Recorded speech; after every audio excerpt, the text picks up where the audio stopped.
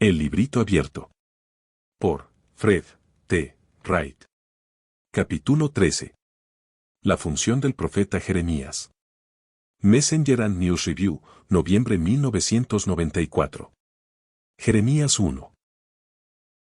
La condición del pueblo de Dios. Los registros inspirados de la historia de los hijos de Israel entre la grave apostasía del rey Salomón y la destrucción de la ciudad de Jerusalén son tan oscuros con reyes, sacerdotes y personas que caminaban en terrible iniquidad y se negaban totalmente a ser corregidos, que tendemos a tener la impresión de que no quedaba gente justa en la tierra durante ese periodo. Esta impresión se ve acentuada por el hecho de que la verdadera religión era tan impopular que abrazarla suponía atraer severas persecuciones e incluso sufrir la muerte por confesarla. Al mismo tiempo, el culto a los ídolos tenía hechizada a casi toda la nación. En el servicio del pecado, el pueblo apóstata encontró una alegría de la que no permitiría que nadie le privara. Percibiendo la inutilidad de tratar abiertamente de corregir la corrupción y la iniquidad reinantes, los que eran verdaderos y leales a Dios adoptaron un perfil bajo, por lo que tendemos a considerar que no existían. Pero había un número de ocultos que eran verdaderos y fieles a su Dios, un buen remanente que vivía según los principios de la verdad y la rectitud. Pero son las palabras de los profetas las que nos dan la única evaluación verdaderamente exacta de la condición del pueblo en aquel tiempo, y el suyo era un informe realmente sombrío. Miqueas no pudo encontrar a nadie con el carácter divino, mientras que Isaías habló de que solo quedaba un pequeño remanente. Profetas y Reyes, página 324. Se trataba verdaderamente de un tiempo de gran peligro para la nación escogida. Faltaban tan solo unos años para que las 10 tribus del reino de Israel quedasen esparcidas entre las naciones paganas. Y la perspectiva era sombría también en el reino de Judá. Las fuerzas que obraban para el bien disminuían rápidamente y se multiplicaban las fuerzas favorables al mal. El profeta Miqueas, al considerar la situación, se sintió constreñido a exclamar. Miqueas 7:2, faltó el misericordioso de la tierra, y ninguno hay recto entre los hombres. Versículo 4, el mejor de ellos es como el cambrón, el más recto, como zarzal. Isaías declaró. Isaías 1:9, si Jehová de los ejércitos no hubiera hecho que nos quedasen muy cortos residuos, como Sodoma fuéramos y semejantes a Gomorra. El comienzo de la obra de Jeremías. Pero, fiel entre los infieles, Jeremías fue llamado a una edad temprana para ser el mensajero de Dios al reino del sur. Su llamada se produjo en el año 13 del reinado del rey Josías, y le siguieron 40 años de ministerio durante los reinados de los reyes Josías, Joacás, Joaquín y Sedequías. Jeremías 1:1-3, las palabras de Jeremías hijo de Hilcías, de los sacerdotes que estuvieron en Anatot, en tierra de Benjamín. Palabra de Jehová que le vino en los días de Josías hijo de Amón, rey de Judá, en el año 13º de su reinado. Le vino también en días de Joacim hijo de Josías, rey de Judá, hasta el fin del año 11 de Sedequías hijo de Josías, rey de Judá, hasta la cautividad de Jerusalén en el mes quinto. Fueron años difíciles en los que Jeremías tuvo que enfrentarse continuamente a una oposición cargada de odio. Fue acusado falsamente, encarcelado injustamente y condenado a muerte, aunque la sentencia fue anulada por algunos hombres poderosos. Pero peor aún fueron las agonías que sufrió al contemplar la terrible apostasía de su amado pueblo, la traición de las sagradas confianzas con que Dios lo había dotado, y su devoción cada vez mayor a los ritos degradantes de la idolatría. El suyo no fue un ministerio lleno de gozo y alegría, pero lo desempeñó fielmente, mientras esperaba que Dios se ocupara de las consecuencias. Dios dio los mensajes. Jeremías los transmitió fielmente y sin rodeos al pueblo. Profetas y Reyes, página 408. Durante 40 años iba a destacarse Jeremías delante de la nación como testigo por la verdad y la justicia. En un tiempo de apostasía sin igual, iba a representar en su vida y carácter el culto del único Dios verdadero. Durante los terribles sitios que iba a sufrir Jerusalén, sería el portavoz de Jehová. Habría de predecir la caída de la casa de David, y la destrucción del hermoso templo construido por Salomón. Y cuando fuese encarcelado por sus intrépidas declaraciones, seguiría hablando claramente contra el pecado de los encumbrados. Despreciado, odiado, rechazado por los hombres, iba a presenciar finalmente el cumplimiento literal de sus propias profecías de ruina inminente, y compartir el pesar y la desgracia que seguirían a la destrucción de la ciudad condenada. La relevancia de Jeremías para la actualidad. Nuestro interés por el profeta Jeremías no se debe simplemente a que fuera el poderoso mensajero de Dios para un pueblo que, al menos en apariencia, se hundía en una apostasía incurable y se abocaba a una ruina sin esperanza. Aunque esa fue una parte extremadamente importante de su trabajo, es al otro propósito de su comisión al que se dirige nuestra atención, la preparación especial de Daniel y sus compañeros para sus batallas con la poderosa Babilonia y su victoria total sobre ella. Este notable profeta tenía una doble comisión que cumplir. En primer lugar, fue levantado para comunicar el recto testimonio a la casa de Judá durante el tiempo en que el Señor hizo su último intento de rescatar a su amado pueblo de la ruina total. En segundo lugar, fue designado para el ministerio especial de preparar y equipar al poderoso ejército de 4 príncipes que debían enfrentarse y vencer a Babilonia. Es de gran significado e importancia que su triunfo fuera un ejemplo que muestra la forma en que la Babilonia de hoy en día será totalmente vencida por una pequeña compañía armada solo con la verdad y el amor y dotada del impresionante poder del Espíritu Santo. En los días de Daniel, se necesitaban un entrenamiento y un equipo extraordinariamente especiales para asegurar el triunfo seguro de la causa de la justicia. Babilonia era un enemigo que no debía tomarse a la ligera, pues su estatus era el de conquistador del mundo. Fueron los 4 fieles quienes se enfrentaron al enemigo en el campo de batalla, pero fue Jeremías a través de quien Dios les comunicó la aptitud para luchar y vencer, armados únicamente con las armas de la guerra espiritual. Sin el ministerio especial de Jeremías, los 4 jóvenes nunca podrían haber logrado lo que hicieron. Una vez más, esta guerra se repetirá, porque de nuevo la pequeña compañía que compone el ejército del Señor de los ejércitos saldrá al campo de batalla, pero no antes de que hayan sido adecuadamente entrenados y equipados para luchar y ganar. A través de la contraparte del profeta Jeremías, Dios debe hacer de nuevo su fiel obra, no en el último gran campo de batalla, sino en diligente preparación para ella.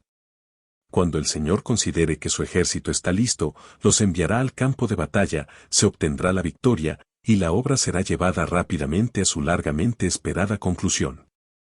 Comentario Bíblico Adventista, volumen 7, página 983. Necesitamos estudiar el derramamiento de la 7ª copa. Los poderes del mal no abandonarán el conflicto sin luchar. Pero la providencia tiene un papel que desempeñar en la batalla de Armagedón. Cuando la tierra sea iluminada con la gloria del ángel de Apocalipsis 18, los elementos religiosos, buenos y malos, despertarán de su sueño, y los ejércitos del Dios viviente tomarán el campo. Manuscrito 175, 1899. Así, la obra realizada por el profeta Jeremías es altamente significativa para el verdadero pueblo del Señor en la actualidad. La suya fue el tipo, la de ellos es el antitipo. En consecuencia, necesitan tener una imagen clara en sus mentes de la naturaleza esencial de la obra, de su imperiosa urgencia, de su finalidad, de la fuente de su poder, y de los principios y procedimientos por los cuales se completará la obra. Uno esperaría que los santos del Altísimo estudiasen los grandes mensajes de la verdad presente con intensidad en un momento como este, y aunque hay vírgenes insensatas entre nosotros, nos anima a creer que muchos están estudiando diligentemente el mensaje en la actualidad. Al mismo tiempo, como es de esperar, los poderes de las tinieblas están cada vez más poseídos por el espíritu que los controla. Nunca fueron las palabras de la siguiente profecía más ciertas que ahora. Especial Testimonies, Series A, no 1B. La intensidad está tomando posesión de todo elemento terrenal, y como pueblo que ha tenido gran luz y maravilloso conocimiento, muchos de ellos están representados por las 5 vírgenes durmientes con sus lámparas, pero sin aceite en sus vasijas, frías, sin sentido, con una piedad débil y menguante. Mientras una nueva vida se difunde y brota de abajo y se apodera de todos los organismos de Satanás, como preparación para el último gran conflicto y lucha, una nueva luz, vida y poder desciende de lo alto y toma posesión del pueblo de Dios que no está muerto, como muchos lo están ahora, en delitos y pecados. El pueblo que ahora vea lo que pronto vendrá sobre nosotros por lo que se está tramitando ante nosotros, ya no confiará en las invenciones humanas, y sentirá que el Espíritu Santo debe ser reconocido, recibido, presentado ante el pueblo, para que pueda contender por la gloria de Dios, y trabajar en todas partes en los caminos y carreteras de la vida, para la salvación de las almas de sus semejantes. la única roca segura y firme es la roca de los siglos. Solo los que edifican sobre esta roca están seguros. El tiempo de espera. Es cierto que en este tiempo se describe a las vírgenes como aletargadas y dormidas. Las vírgenes han salido al encuentro del esposo, y ahora estamos en el tiempo de espera, cuando tanto las prudentes como las insensatas duermen. ¿Cuánto falta para el fuerte clamor de medianoche? Mateo 25, 6, aquí viene el esposo, salid a recibirle. No lo sabemos, y no podemos decirlo. Pero sí sabemos que la hermana White escribió. The Review and Herald, 19 de agosto de 1890. A menudo se me refiere la parábola de las 10 vírgenes, de las cuales 5 eran prudentes y 5 insensatas.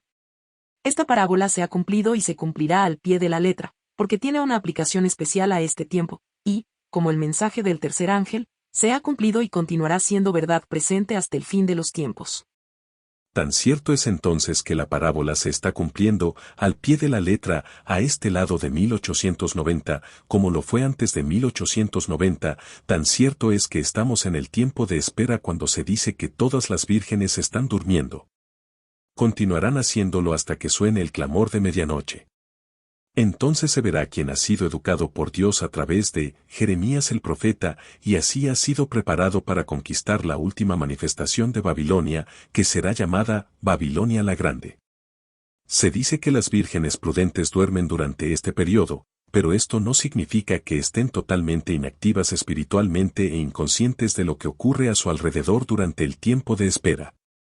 Más bien, al no encontrar acceso abierto a los necesitados en el mundo que les rodea, y al no estar seguros de a dónde les llevarán sus próximos deberes, se les encuentra buscando fervientemente respuestas a cuestiones espirituales y físicas, y trabajando en el desarrollo de la aptitud para hacer frente a la tormenta que está a punto de estallar sobre el mundo. Podemos obtener una comprensión de lo que el tiempo de espera es en realidad mirando el paso de los creyentes en 1844 a través de su tiempo de espera. He aquí una descripción inspirada de esa experiencia. El conflicto de los siglos, página 392. Mateo 25:5, tardándose, pues, el esposo, cabecearon todas, y se durmieron. La tardanza del esposo representa la expiración del plazo en que se esperaba al Señor, el contratiempo y la demora aparente. En ese momento de incertidumbre, el interés de los superficiales y de los sinceros a medias empezó a vacilar y cejaron en sus esfuerzos, pero aquellos cuya fe descansaba en un conocimiento personal de la Biblia, tenían bajo los pies una roca que no podía ser barrida por las olas de la contrariedad. Cabecearon todas, y se durmieron. Una clase de cristianos se sumió en la indiferencia y abandonó su fe, la otra siguió esperando pacientemente hasta que se le diese mayor luz. Sin embargo, en la noche de la prueba esta segunda categoría pareció perder, hasta cierto punto, su ardor y devoción.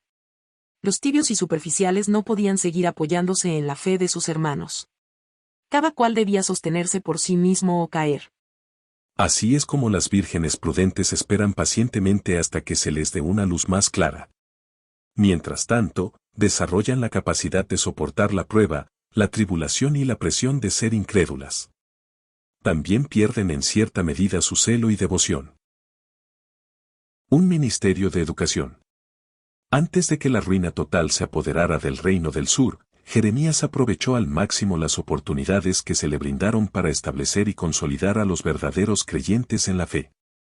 Para lograrlo, pasó mucho tiempo viajando por todo el país visitando a los fieles y leales, instruyéndolos en los principios vivos de la verdad pura, y así los preparó para permanecer fieles a Dios donde quiera que se encontraran una vez consumada la desolación de Jerusalén. Este trabajo de importancia crítica por parte de Jeremías parece ser muy poco conocido, sin embargo, sin él, no habría habido 4 fieles que llevaran el estandarte de la justicia al corazón del campamento enemigo, a menos que Dios hubiera podido encontrar a alguien que tomara su lugar si él no hubiera aceptado su llamado. El rey Nabucodonosor nunca habría cantado abiertamente las alabanzas de Cristo, su Salvador personal, y así la historia se habría escrito de manera muy diferente. Muchas cosas no habrían sucedido si Jeremías no hubiera hecho el trabajo que se le había encomendado. Pero él era un trabajador incansable que, sabiendo que tenía poco tiempo antes de que estallara la tormenta y arrasara con todo, concentró todas sus energías en cumplir su encargo. En su registro de ministerio fiel y completamente dedicado, está escrito: Profetas y Reyes, página 316. Como intérprete del significado de los juicios que empezaban a caer sobre Judá, Jeremías se mantuvo noblemente en defensa de la justicia de Dios y de sus designios misericordiosos aún en los castigos más severos. El profeta trabajaba incansablemente. Deseoso de alcanzar a todas las clases, extendió la esfera de su influencia más allá de Jerusalén a las regiones circundantes mediante frecuentes visitas a varias partes del reino. Fue un ministerio maravilloso realizado, como correspondía, tanto para los apóstatas como para los leales y verdaderos.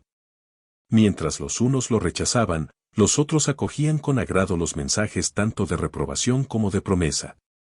En medio de los terribles pronunciamientos que advertían de la ruina que se acercaba rápidamente, se mezclaban las seguridades de que el triunfo final estaba con los hijos de Dios. Profetas y Reyes, página 314 a 315. Los hijos de Judá se contaban entre aquellos acerca de quienes Dios había declarado. Éxodo 19:6, y vosotros seréis mi reino de sacerdotes, y gente santa. Nunca, durante su ministerio, se olvidó Jeremías de la importancia vital que tiene la santidad del corazón en las variadas relaciones de la vida, y especialmente en el servicio del Dios Altísimo. Previó claramente la caída del reino y la dispersión de los habitantes de Judá entre las naciones, pero con el ojo de la fe miró más allá de todo esto, hacia los tiempos de la restauración. Repercutía en sus oídos la promesa divina. Jeremías 23:3 Yo mismo recogeré el resto de mi rebaño de todos los países a donde las he echado, y las haré volver a sus rediles.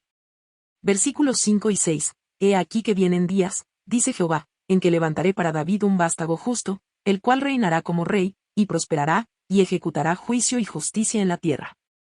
6 En sus días Judá será salvo, e Israel habitará seguro, y este es su nombre con el cual será apellidado, Jehová, justicia nuestra. Así las profecías de los juicios venideros llegaban mezcladas con promesas de una gloriosa liberación final.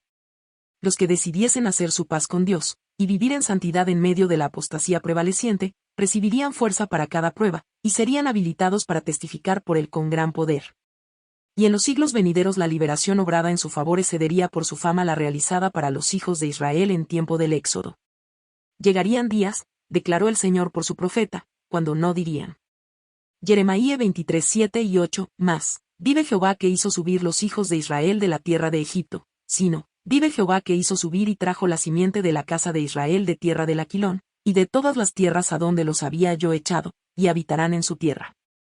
Tales eran las admirables profecías expresadas por Jeremías durante los años finales de la historia del reino de Judá, cuando los babilonios ascendían al gobierno universal, y ya reunían sus ejércitos sitiadores contra los muros de Sión.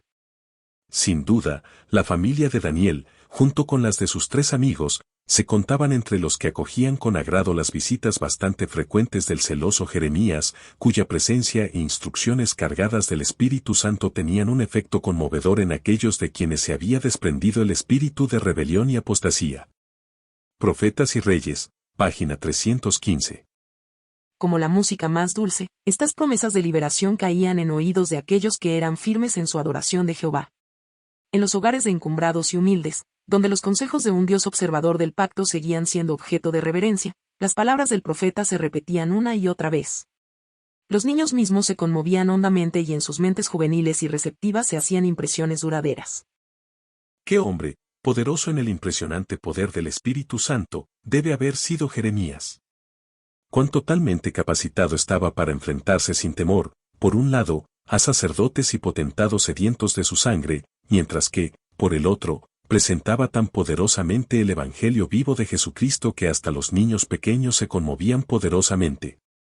Cuando uno considera la fuerza de la oposición a la que se enfrentaba este hombre de Dios, es obvio que necesitaba la plenitud de la extraordinaria dotación de poder que el Señor había invertido en él.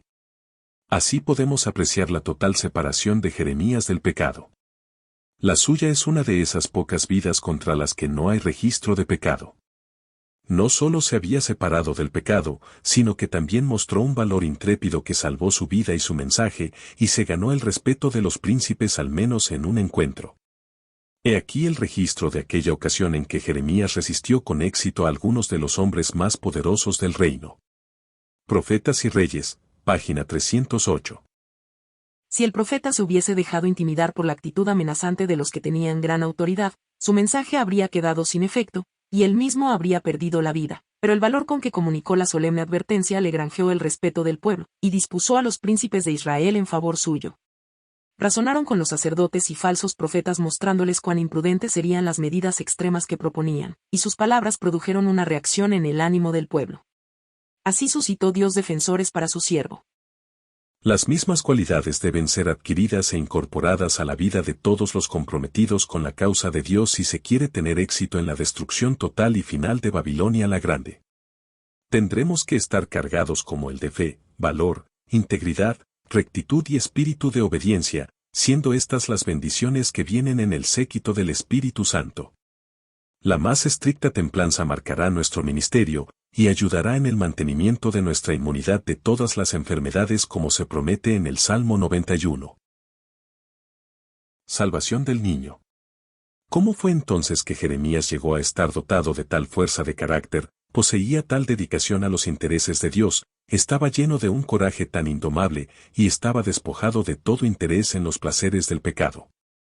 Necesitamos saber las respuestas a estas preguntas, porque, para acabar con éxito con Babilonia la Grande, debemos recibir a través del ministerio actual de Jeremías todo lo que Daniel y sus 3 amigos recibieron a través del ministerio de Jeremías en aquel entonces. De lo contrario, seguramente fracasaremos. Todo comenzó con el nuevo nacimiento de Jeremías desde su concepción o muy poco después. ¿Cómo sabemos esto? Lo sabemos porque la Biblia nos dice que es así. Dios se lo anunció en el momento en que lo llamó al ministerio profético. He aquí, pues, el texto de esa revelación y de la comisión correspondiente. Jeremías 1:4-10, vino, pues, palabra de Jehová a mí, diciendo: Antes que te formase en el vientre te conocí, y antes que nacieses te santifiqué, te di por profeta a las naciones. Y yo dije: Señor Jehová.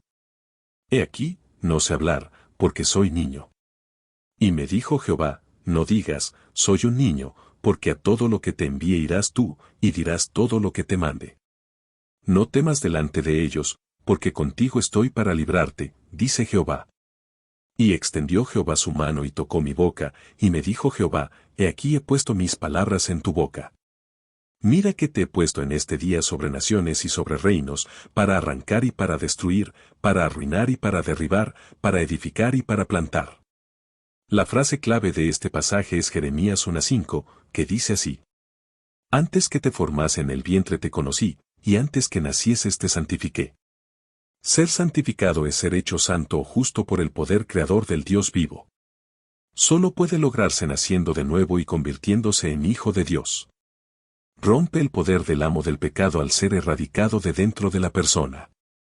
A partir de ese momento glorioso en que, por la gracia salvadora, la presencia del pecado es eliminada del creyente, se pone fin a las fuerzas erosivas del pecado, ya que, donde quiera que esté presente, el pecado es un destructor. La mayoría de las personas que nacen de nuevo reciben este maravilloso don muchos años después de haber sido concebidas, sin darse cuenta de que sus facultades espirituales, mentales y morales han sido seriamente dañadas durante todos esos años en que la pecaminosidad, como estado del ser, ocupó los templos de sus almas. Llegamos al punto de la liberación robados y estropeados.